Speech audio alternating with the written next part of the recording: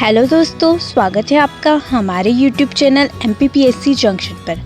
आज के हमारे इस वीडियो का टॉपिक होगा खनिज लवण। तो चलिए शुरू करते हैं। जैसा कि आपको पता है, सबसे पहले हम जानेंगे जंतुओं में पोषण किसे कहते हैं, क्योंकि हमने पिछले भी कुछ वीडियो बनाए हैं जिसमें कार्बोहाइड्रेट, प्रोटीन्स और विटामिन्स पर बात हम कर चुके हैं। तो हम जानते हैं कि पोषण किसे कहते हैं। जीव की वृद्धि, विकास और समस्त जैविक क्रियाओं को सुचारू रूप से चलाने के लिए आवश्यक सभी पदार्थों के ग्रहण को पोषण कहा जाता है। पोषक पदार्थों का वर्गीकरण 3 भागों में किया गया है: ऊर्जा प्रदान करने वाले खाद्य पदार्थ, शरीर का निर्माण करने वाले खाद्य पदार्थ और उपापचय क्रियाओं पर नियंत्रण करने वाले खाद्य पदार्थ। सबसे पहले ऊर्जा प्रदान करने वाले खाद्य पदार्थों के अंतर्गत कार्बोहाइड्रेट तथा वसा आते हैं। शरीर का निर्माण करने वाले खाद्य पदार्थ के अंतर्गत प्रोटीन्स को रखा गया है तथा उपापचय क्रियाओं पर नियंत्रण करने वाले खाद्य पदार्थों में विटामिन्स और खनिज लवण आते हैं। विटामिन्स की चर्चा पहले की जा चुकी है, आज हम खनिज लवण पर बात करेंगे। सबसे पहले हम जानेंगे खनिज लवण किस प्रकार के तत्व होते हैं। खनिज लवण अकार्बनिक पदार्थ होते हैं, अर्थात इनमें कार्बन नहीं पाया जाता है। इनके सेवन से शरीर को किसी भी प्रकार की ऊर्जा की प्राप्ति नहीं होती है। तो ये शरीर में क्या कार्य करते हैं? ये शरीर में उपापचय क्रियाओं पर नियंत्रण करने का कार्य करते हैं।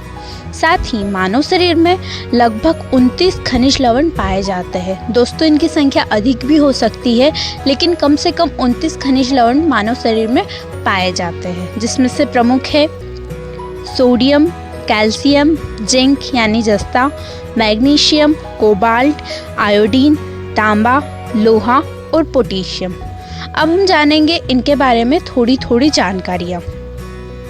जिससे सबसे पहले है सोडियम, जिसकी दैनिक मात्रा हमारे शरीर में आवश्यक होती है 2 से 5 ग्राम। इसका कार्य क्या होता है? ये कोशिका द्रव में धनायन के रूप में पाया जाता है। साथ ही पेशियों के संकुचन तथा रक्त दाब को नियंत्रित करने में सहायक होता है। इसके अतिरिक्त जल के नियंत्रण का कार्य भी सोडियम द्वारा किया जाता है। इसके मुख्य स्रोत है साधारण नमक, मछली, मांस, अंडे।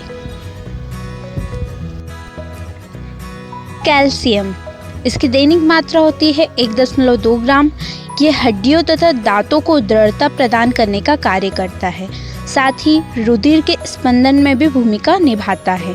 इसके अतिरिक्त पेशी संकुचन की प्रक्रिया से यह संबद्ध होता है।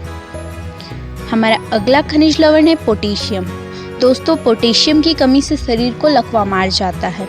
इसकी दैनिक मात्रा है 1 ग्राम और ये कोशिका द्रव में धनायन के रूप में पाया जाता है। इसके अतिरिक्त सोडियम भी कोशिका द्रव में धनायन के रूप में पाया जाता है।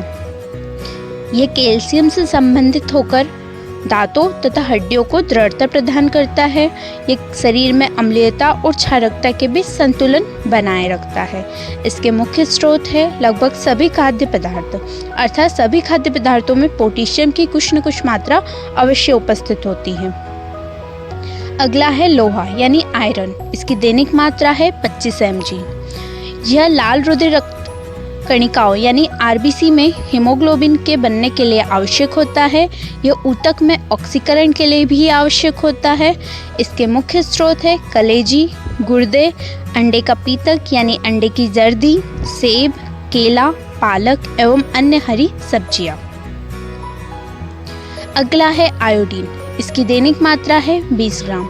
दोस्तों, दैनिक मात्रा अगर हम याद कर पाए तो बहुत ही अच्छी बात है, अगर नहीं कर पाए तो इसमें कोई चिंता की बात नहीं है। हमें इसमें मुख्यतः इसके मुख्य स्रोत, इसकी कमी से होने वाले रोग और ये क्या कार्य करते हैं ये याद रखना आवश्यक है। आयोडीन ये थायराइड ग्रंथि द्वारा स्रावित थायरोक्सिन हार्मोन के संश्लेषण में महत्वपूर्ण भूमिका निभाता है और इसकी कमी से घेंगा रोग होता है। इसके मुख्य स्रोत है मछली, समुद्री खरपतवार, पत्तेदार सब्जियां, आयोडीन, नमक आदि। अगला है तांबा। हीमोग्लोबिन अस्थियों के निर्माण में और इलेक्ट्रॉन संवाहक के रूप में तांबा महत्वपूर्ण भूमिका निभाता है। इसके मुख्य स्रोत है कलेजी, गुर्दे, अंडे का पीतक, सेब, केला, पालक एवं अन्य हरी सब्जियां। मैग्नीशियम पेशीय एवं तंत्रिका तंत्र की क्रिया हेतु आवश्यक है। दोस्तों इसका कार्य बहुत ही महत्वपूर्ण है। और कोबाल्ट, जो कि हम विटामिन में पढ़ चुके हैं, विटामिन B12 में कोबाल्ट पाया जाता है, जिसका रासायनिक नाम होता है साइनोकोबालामिन। यह आरबीसी तथा विटामिन B12 के संश्लेषण हेतु आवश्यक होता है। अब हम जानेंगे कि जल, जो मानव शरीर में बहुत ही आवश्यक है, यह हमारे शरीर में क्या क्या कार्य करता है। ये सबसे पहले हमारे शरीर के ताप को नियंत्रण करता है। इसके अतिरिक्त शरीर के अपशिष्ट पदार्थों के उत्सर्जन में महत्वपूर्ण भूमिका निभाता है।